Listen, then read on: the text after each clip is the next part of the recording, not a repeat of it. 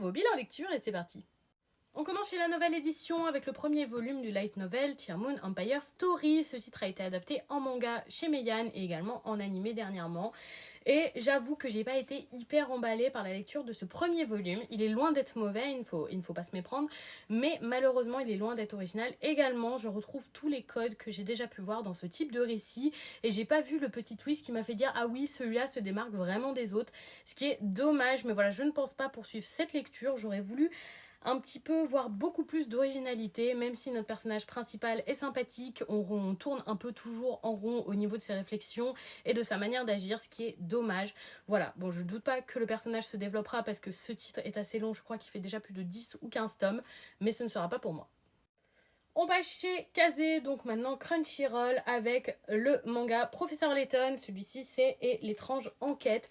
J'aime beaucoup le travail qui a été fait sur la jaquette découpée avec la forme du haut de forme du Professeur Layton. C'est vraiment très très chouette. Un titre très fin qui se lit hyper vite.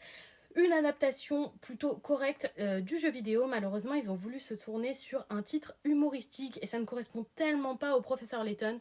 Quand on a fait les jeux, on sait que Professeur Layton, c'est un gentleman anglais avec un vocabulaire soutenu. Il est parfois même presque froid.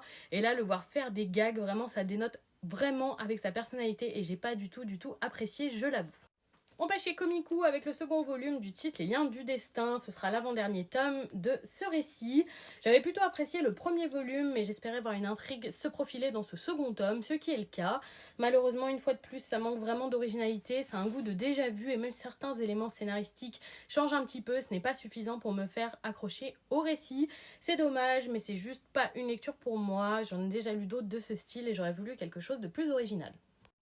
On passe chez Soleil Manga avec le second volume de Suikoden 3. Donc c'est une double édition, une réédition de ce manga adapté du jeu vidéo Suikoden que vous connaissez peut-être. J'avais plutôt apprécié le premier volume que j'avais lu il y a plusieurs années parce que j'avais été agréablement surprise par la dimension bataille et politique de ce titre.